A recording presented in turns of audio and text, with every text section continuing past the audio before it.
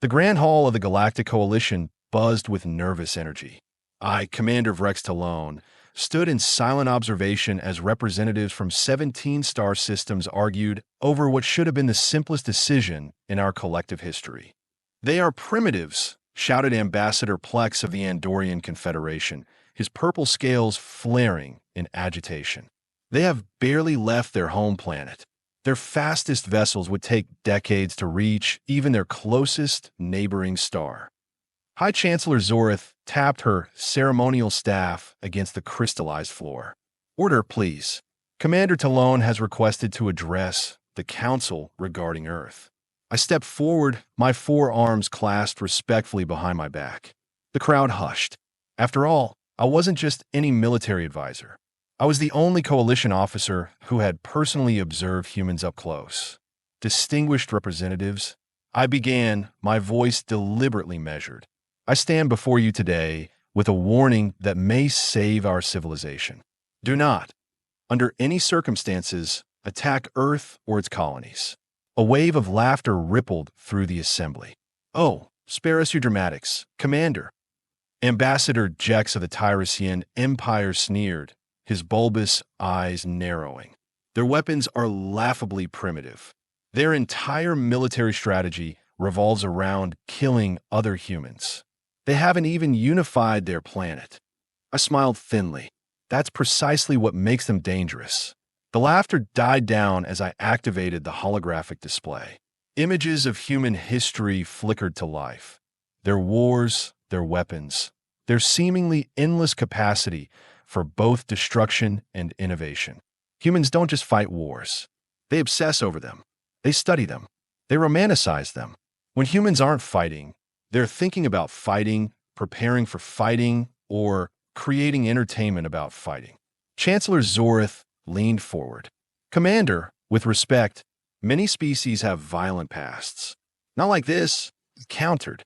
"During my reconnaissance, I accessed their global information network. Did you know humans have a concept called total war? It's where they commit their entire society, economy, industry, civilian population to military victory. They have done this multiple times against themselves." I displayed images of their world wars. "Fascinating primitive behavior," remarked Science Advisor Quan, stroking his tentacles. "But what's your point, Commander? Our technological superiority is absolute." I sighed. "These fools." My point? "My point is that you are all making the same mistake the Kaleesh made when they encountered humans. You are assuming technological superiority equals certain victory." The room fell silent at the mention of the Kaleesh. Their once mighty empire had mysteriously collapsed 2 solar cycles ago. The Kaleesh attacked a human mining colony on Mars. Small operation, minimal defenses. Should have been an easy conquest. I paused for effect. Within 3 Earth years, the Kaleesh no longer existed as a space-faring civilization. Ambassador Plex scoffed. "Preposterous.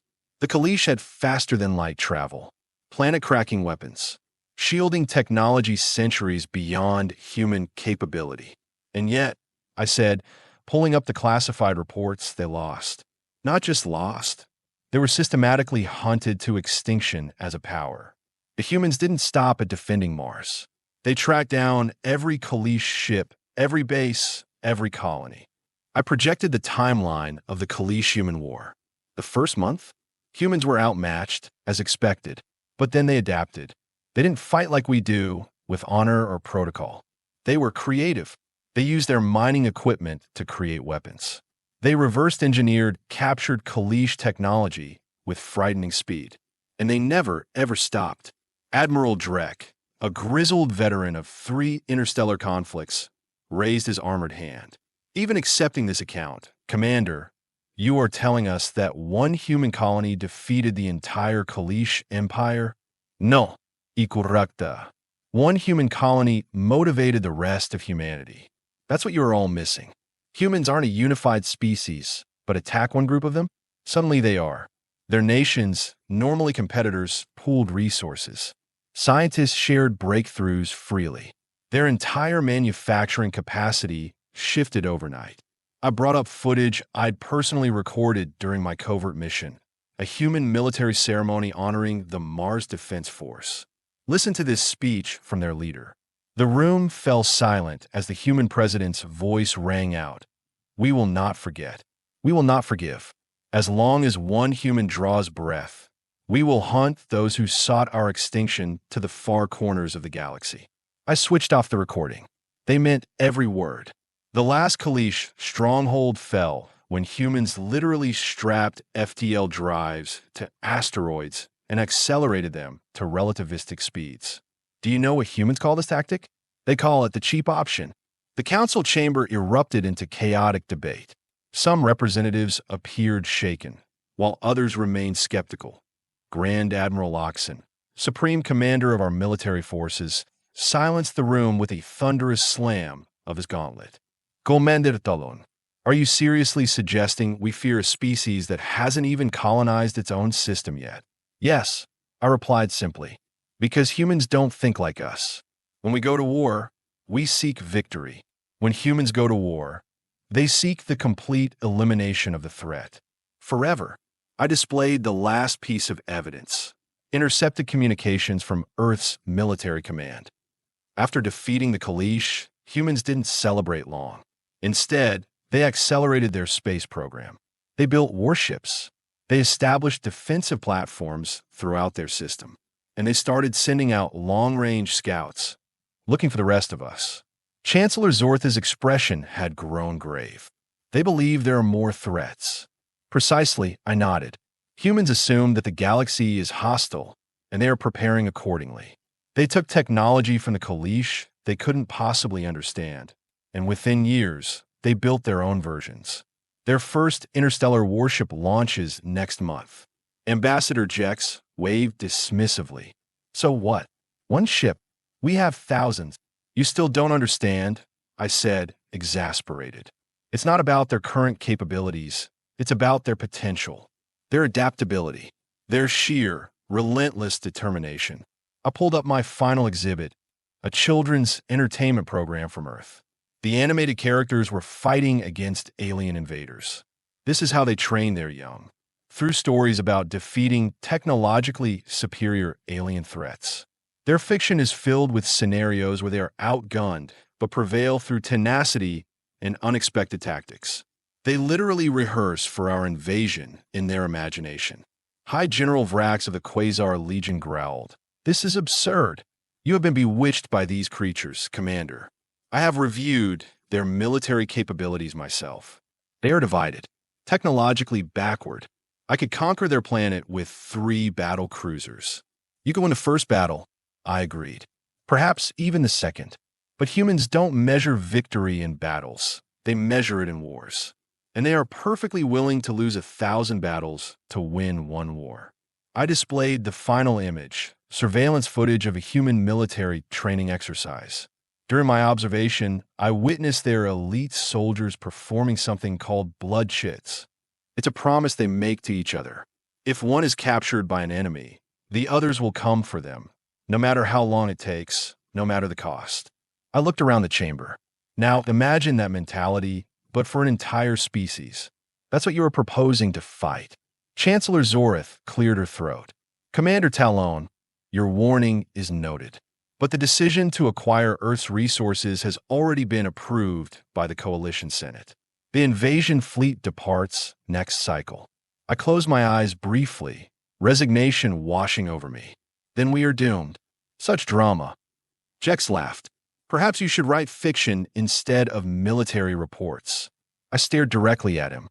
"The humans have a saying, Ambassador. They say, around here, the aggressive die young. It's a warning from their evolutionary past. Predators that attacked humans rarely survived to reproduce. Are you comparing us to primitive beasts?" Jex sputtered. "No, irrebliakively. I'm saying humans evolved on a world where they were neither the strongest nor the fastest. They survived by outsmarting everything that threatened them, and then systematically hunting those threats to extinction. Tigers, wolves, bears, all feared predators on Earth once, all controlled or eliminated by humans. I gathered my reports, as the council continued their debate. My warning had fallen on deaf ears. As I exited the chamber, Admiral Drek caught up with me in the corridor. That speech won't win you any favors, Talon. I shrugged my upper shoulders. I didn't expect it to. Drek lowered his voice. Is it really that bad? These humans? Worse, I admitted. I didn't tell them everything. I didn't tell them about human psychological warfare, their concept of mutually assured destruction, or their special forces who train specifically to operate behind enemy lines for years without support. Drek's face darkened. Why not? Because they wouldn't believe me. I sighed. The Kaleesh thought they were launching a simple conquest. They didn't realize they were poking a hibernating apex predator. What will you do now? Drek asked. I handed him a data crystal. This contains my resignation and the coordinates for a planet in neutral space. I have arranged transport leaving tonight. You are deserting?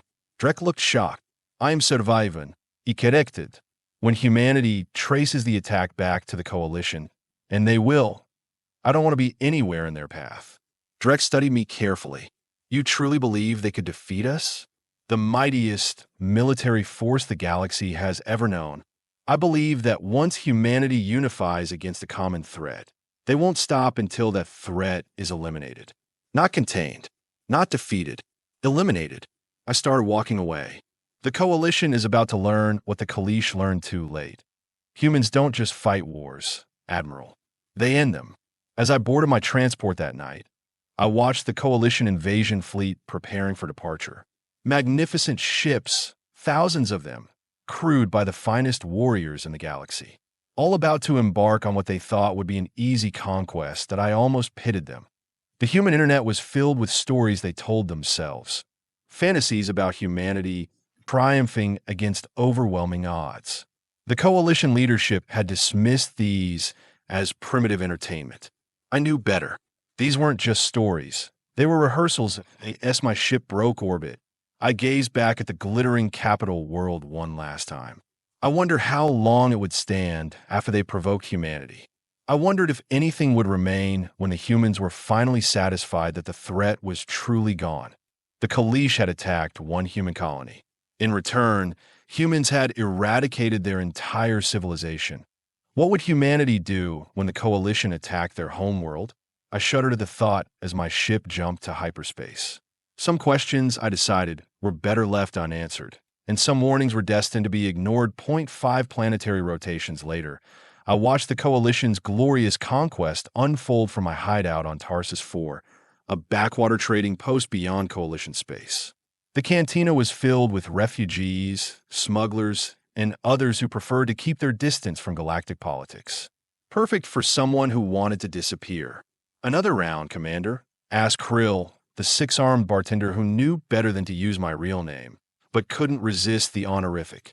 Not a commander anymore, I reminded him, pushing my empty glass forward. And yes, the holoscreen above the bar flickered with propaganda from the Coalition Information Ministry.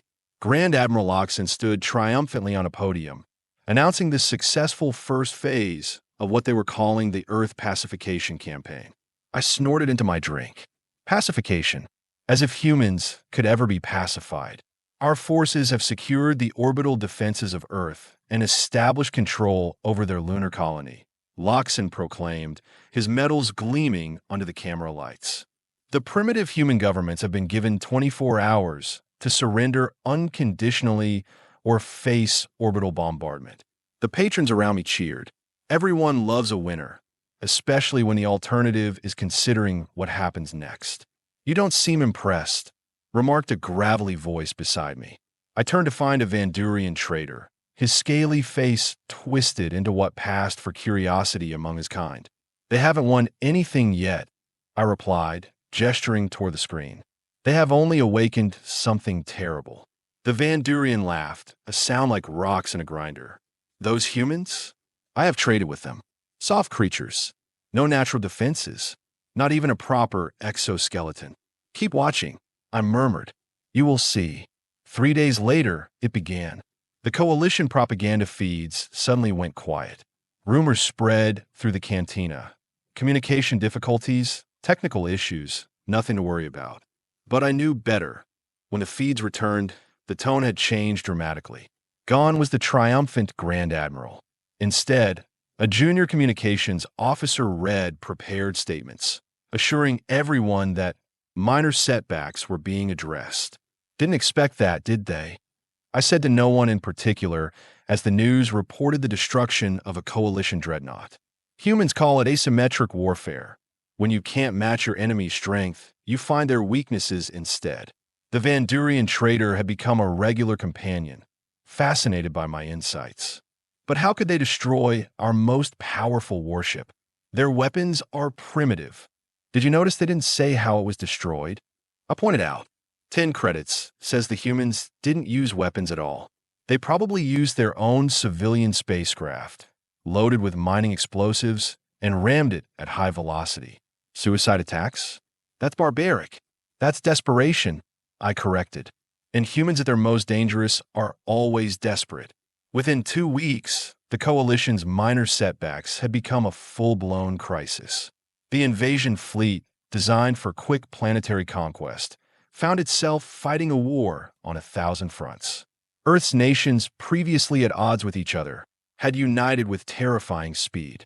Coalition forces have strategically withdrawn from Earth's moon to consolidate defensive positions, announced the increasingly nervous communications officer. Translated from propaganda speak, I told my growing audience of curious cantina patrons they got their tails kicked off the moon and barely escaped with their ships intact. How? Demanded a former coalition pilot, nursing a drink in the corner. Those were elite troops with energy shields and plasma weapons. I smiled grimly. Let me tell you about human tunnel warfare. They have been perfecting it for thousands of years. Those troops probably never saw the humans coming. The lunar colony has hundreds of miles of maintenance tunnels, emergency bunkers, and mining shafts. The perfect environment for humans to set traps, stage ambushes, and disappear before you can respond. The next month brought even worse news for the coalition. Earth had somehow managed to reverse engineer the propulsion systems from captured coalition vessels.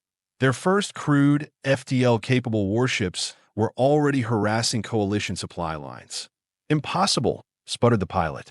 It took our scientists generations to perfect FTL technology. Necessity is the mother of invention, I replied, quoting a human saying I'd learned during my reconnaissance. And nothing makes humans more inventive than an existential threat.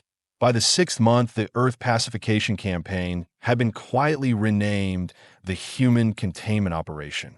Coalition forces had withdrawn to the outer reaches of Sol System, desperately trying to establish a blockade to prevent human expansion. IT wasn't working. They're like a virus, complained a coalition intelligence officer who deserted after the Battle of Europa. We destroyed 3 of their ships yesterday. They had 6 more today. They have converted every industrial facility on their planet to military production, I explained. Their civilians are working triple shifts.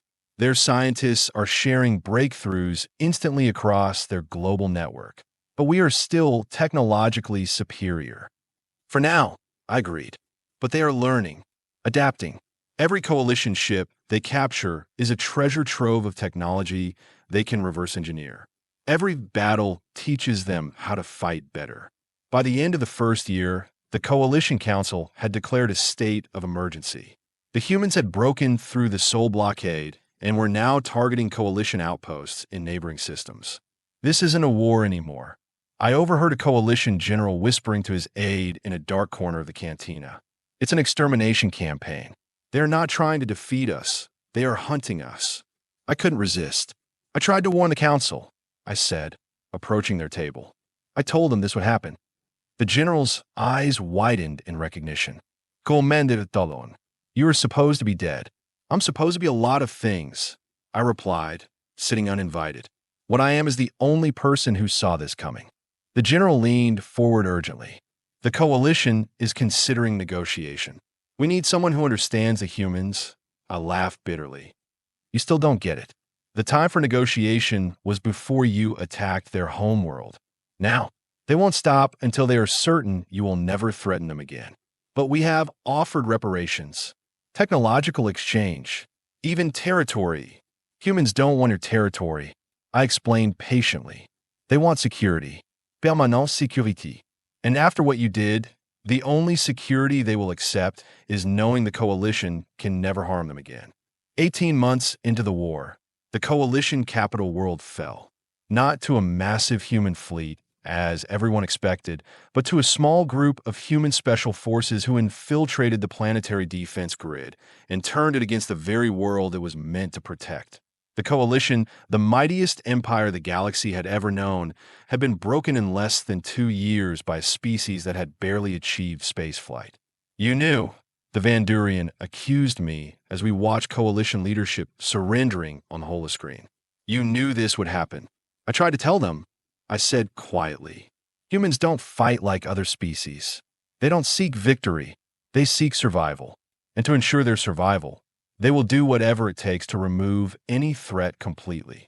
The terms of surrender were unprecedented. The Coalition wasn't just defeated, it was dismantled. Its fleet scrapped. Its military leadership tried for war crimes. Its territory divided among newly independent worlds. And through it all, humanity expanded, establishing colonies, building more ships, developing better weapons. They are preparing for the next threat, I explained to the bewildered Cantina patrons. They believe the galaxy is hostile now. They will never feel safe again. 3 years after the invasion of Earth, I received an unexpected visitor at my hideout. A human, wearing the uniform of their new Terran Defense Force.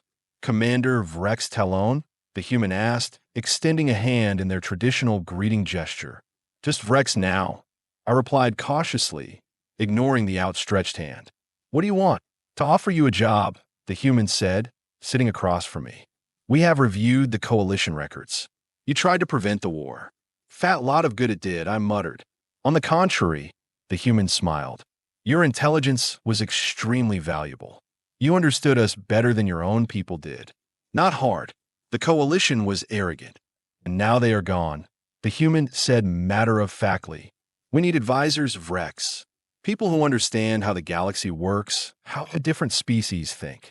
We need people who can help prevent the next war. I narrow my eyes. You are expanding rapidly. Building warships. Establishing military outposts. Doesn't seem like prevention to me. The human side. We are scared, Vrex. Before the Coalition attacked us, we thought we might be alone in the galaxy. Now we know better. There are threats out there, and we need to be ready. And if being ready means conquering everyone else first, we don't want conquest, the human insisted. We want security. There's a difference. Not to those on the receiving end, I retorted. The human leaned forward. That's exactly why we need you. To help us understand other perspectives. To find solutions that don't involve fighting. I consider the offer. Working with humans meant placing myself at the center of the galaxy's most fearsome new power. But staying neutral was becoming increasingly impossible as humanity expanded. What happens when you encounter a species as stubborn and determined as yourselves? I asked. What happens when deterrence fails? The human's expression darkened. That's why we need voices like yours in our leadership, to remind us of other options before it's too late. 2 days later, I found myself aboard the TDF Resilience, humanity's newest flagship, bound for Earth. As we prepared for FTL jump, Captain Amanda Foster gave me a tour of the bridge. Impressive technology, I commented, noting how they'd improved upon the Coalition designs they captured. You have adapted quickly. Necessity, she replied with a grim smile. We can't afford to be vulnerable again. And what about those who might now feel vulnerable to you? I asked pointedly. Foster sighed. That's the paradox, isn't it? Our security makes others insecure, which threatens our security in turn. A spiral that usually ends in war, I noted. Unless we find a better way, she countered. That's why you are here. As the Resilience entered FTL, I gazed at the swirling dimension outside the viewports. Humanity had gone from victims to conquerors in less than 3 years. They defeated the greatest military power in known space using determination, adaptability, and a willingness to do whatever was necessary to survive. Now they were expanding across the stars, driven by fear that another threat might be lurking in the darkness. Captain, I said quietly, There's something you should know about the Coalition's attack. Foster raised an eyebrow. What's that? It wasn't just about resources. The Coalition feared you. They saw your potential. They recognized what you could become. And what's that? She asked. What you are now. I replied simply. The most dangerous species in the galaxy. Foster frowned. We didn't ask for this fight. No species ever does, I said. But how you respond to it defines you. The Coalition chose aggression out of fear.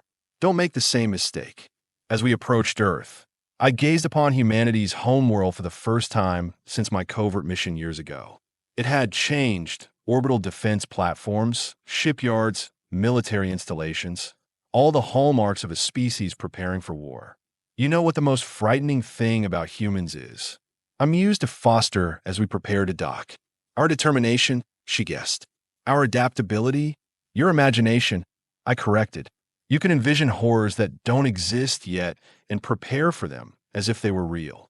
It makes you incredibly dangerous and incredibly paranoid. Foster didn't deny it. After what happened, can you blame us? No, I admitted. But I can warn you. The Coalition attacked out of fear of what you might become. Don't prove them right. As I stepped onto Earth for the first time, breathing its oxygen-rich atmosphere, I wondered if I was making a terrible mistake. These humans had destroyed the mightiest empire in the galaxy when provoked. What would they do with the power they now possessed? Perhaps, I thought, I could help guide them toward a different path. One where their remarkable determination and adaptability serve creation rather than destruction. Or perhaps I was simply delaying the inevitable. Only time would tell if my new warning would be heeded any better than my last. The Galactic Council had ignored me when I said, do not attack the humans. They will hunt you forever. Now I would tell humanity, do not become what you defeated. The galaxy will unite against you, and even you cannot fight everyone. Whether they would listen remained to be seen. As the Earth's sun set on my first day in humanity's capital, I watched their ships departing for the stars and hoped I hadn't allied myself with the galaxy's next great threat. But one thing was certain. Whatever humanity became, the rest of the galaxy would have no choice but to adapt, just as the humans had done when threatened, just as life always does. And somewhere out there, beyond the reaches of known space, I wondered if something else was watching, something that might view humanity's rapid militarization as a threat, something that might not wait to be attacked first. I shivered despite the warm evening air. The Coalition had learned too late that humans should not be underestimated, that I could only hope humanity wouldn't make the same mistake with whatever they encountered next.